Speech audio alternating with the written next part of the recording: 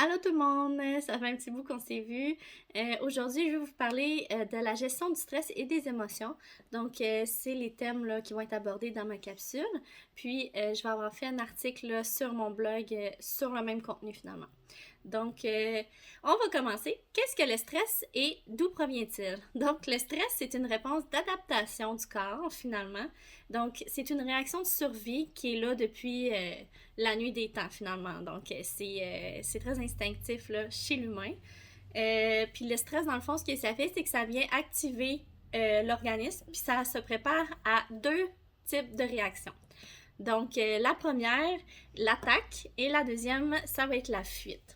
Donc, c'est vraiment là, pour préparer l'homme à faire face à une situation, puis à se mettre en action finalement. Ça va, mon petit cœur? Oui. Donc, les réactions psychologiques qui vont être dues à ce stress-là, donc il y en a quatre. Donc, il y a la tendance à l'action. Donc, c'est l'adrénaline qui va être libérée lorsque le métabolisme là, va être accéléré, puis il va être préparé à l'action. Donc, ça va souvent être accompagné de signaux d'alerte. Donc, tous les circuits sensoriels et moteurs vont faire en sorte que la personne va réagir rapidement. Ensuite de ça, il y a l'hypervigilance. Donc, en général, là, c'est que nos sens vont s'aiguiser. On va détecter puis analyser toutes les informations là, qui pourraient venir à nous là, pour nous protéger. Puis, dans le fond, c'est une façon de nous sécuriser puis de se mettre en sécurité. C'est un peu, là, tu sais, je donne l'exemple d'une personne, par exemple, qui marche le soir, là, dans une ruelle, puis que la peur vient suite à des craintes, là, bon, d'être suivie ou de se faire attaquer, ben, tout de suite, là, la personne va entrer en hypervigilance à cause de ce stress-là. Puis c'est une façon pour elle. T'as froid? Oui. Peut-être que j'achetais doudou? Oui. Vas-y. Donc voilà. Ensuite, il y a le sentiment d'anxiété. Donc, face à une situation là, qui est réelle ou non, une personne là, va vivre du stress, puis peut vivre un sentiment d'anxiété face à cette situation-là, euh, dû là, aux choses que la personne peut finalement s'imaginer ou anticiper. Donc ça va être relié à une situation soit que la personne a déjà vécue ou une situation que la personne craint qu'elle pourrait arriver. Je donne l'exemple, là, la personne pourrait avoir déjà subi la perte d'une jambe ou d'un proche, puis elle pourrait sentir cette menace-là prochaine, ou elle sait qu'elle va devoir faire face à ce défi-là. Donc, ce sentiment d'anxiété. Parfait. Donc, le sentiment d'anxiété, à ce moment-là, peut être présent. Fait partie de ce stress-là. Donc, il y a deux types de stress. Il y a le stress absolu. Dans le fond, le stress absolu, c'est vraiment un stress qui est universel. Donc, c'est tout ce qui est situation là, que n'importe quel être humain peut avoir besoin là, de vivre du stress pour sa survie. Donc, ça soit des catastrophes naturelles, tsunamis, accidents de voiture, n'importe qui vit une situation comme ça va vivre un stress. Ensuite de ça, il y a le stress relatif. Dans le fond, le stress relatif, c'est que ça va vraiment être un stress qui va être connoté dépendamment de chaque individu. Donc, le stress pour moi, par exemple, de passer un examen de mathématiques, puis de, je sais pas moi, de mon amie qui, elle, a vraiment de la misère en mathématiques, mais on vivra pas le même stress face à cet examen-là. Donc, c'est un stress qui est relatif. Donc, voilà. Ensuite de ça, les éléments qui font qu'une situation est stressante finalement. Ça découle là, du fameux CINE. Donc, c'est un acronyme.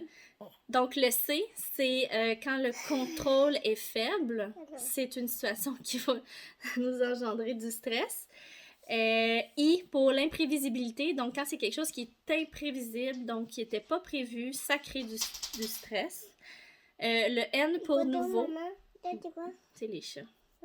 Donc, quelque chose de nouveau occasionne aussi du stress, quelque chose qu'on ne connaît pas.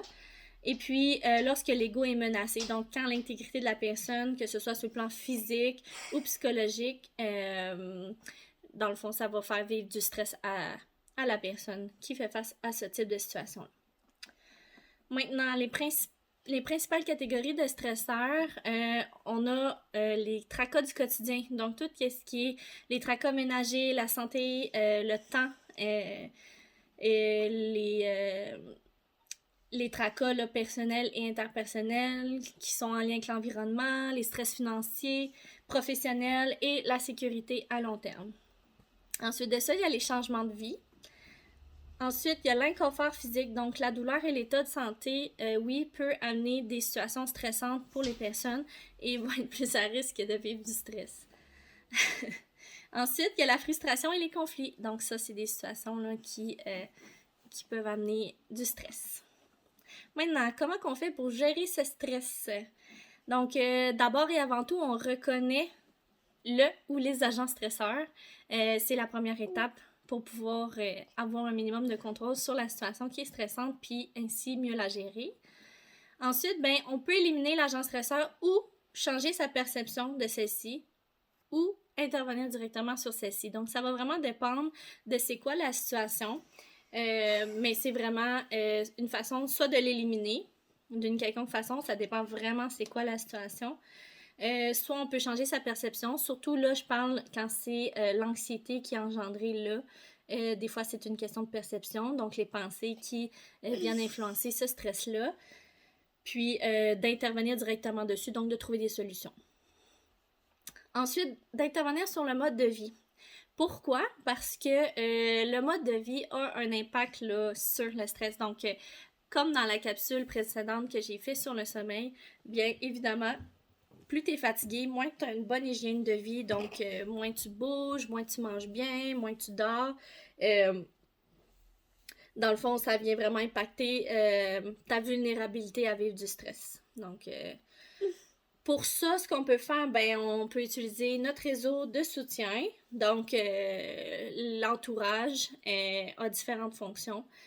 Principalement là, pour obtenir de l'aide, soit sous forme matérielle ou de réconfort psychologique pour amortir les effets du stress. On peut rompre la solitude ou se divertir, donc se changer les idées. Fait que de faire des activités sociales et tout ça, ça peut aider aussi. Puis de donner du soutien à l'entourage, c'est une façon de pouvoir s'impliquer dans des activités où on peut écouter les problèmes de l'autre personne, puis on a l'occasion d'exprimer des sentiments d'empathie. Donc oui, ça a un impact sur... Ça va, mon chaton? Oui. Ça a un impact finalement sur le sentiment d'utilité. Tu peux exprimer aussi un sentiment d'affection et de compréhension. Donc, c'est bon pour l'estime de soi aussi, là. Donc, ça fait du bien, finalement. Développer le sens de l'humour, oui, c'est quelque chose qui est aidant et c'est prouvé. Donc, si possible, là, le rire, ça vient vraiment diminuer les tensions puis ça aide à réguler le stress. Maintenir un corps en forme, par là, je veux dire avoir une alimentation équilibrée. Maman. Est-ce que tu veux débarquer? Ou tu veux rester? Non. Est-ce que tu veux rester sur maman? Non. Ok. Tu veux te débarquer? Non. Donc, maintenir le corps en forme, ce que ça signifie, c'est avoir une bonne alimentation qui fournit les nutriments essentiels là, à l'organisme, dormir suffisamment pour permettre au système immunitaire de refaire ses forces, préparer le corps à combattre le stress. Puis, comme je disais tout à l'heure, plus tu es fatigué, plus ta fatigue est grande, plus tu es à risque de vivre du stress finalement. Pratiquer la relaxation, oui, ça aide à réguler le stress, les émotions aussi. Donc, ça abaisse le niveau d'hormones du stress, notamment le cortisol. Puis ça vient vraiment minimiser les réactions biologiques du stress. Puis ça aide aussi, là, quand ça devient quelque chose qu'on ancre dans notre hygiène de vie, de pratiquer la relaxation, soit par la méditation, le yoga, les respirations. C'est quelque chose qui nous aide à prévenir finalement les situations stressantes. Puis ça nous aide à avoir un meilleur contrôle. Donc, une bonne habitude à intégrer. Prendre un bain avec quelques gouttes d'huile essentielle peuvent aider. Huile essentielle à la lavande, toujours, c'est quelque chose qui est prouvé là, dans ses effets qui sont bénéfiques au niveau de la diminution des tensions et de la relaxation. Donc, pour le stress et l'anxiété, on favorise une vie stable et routinière. Oui, c'est un fait. C'est aidant. Ça aide à avoir une meilleure gestion des émotions et du stress. Diminuer sa consommation de caféine et d'alcool va vraiment beaucoup aider. Boire de l'eau et des tisanes, c'est quelque chose qui est aidant dans l'hygiène de vie et dans la gestion du stress. Et puis j'ai ajouté là, bouger au moins 30 minutes par jour pour évacuer le stress et réduire les tensions. Pourquoi? Les différents bienfaits là, sont l'augmentation de la longévité, par exemple la préservation de la santé, l'amélioration des capacités intellectuelles, le renforcement de l'organisme et j'en passe. Donc, je termine avec les émotions. Qu'est-ce que les émotions, puis d'où viennent-elles? Parce que, évidemment, le stress, l'anxiété, les émotions, il y a aussi beaucoup de choses qui sont entreliées. Donc, les émotions sont reliées à un événement précis qui s'accompagne d'une activation physiologique. Nos émotions sont directement reliées à nos pensées. Sans ces différentes pensées, on ne ressentirait pas d'émotions.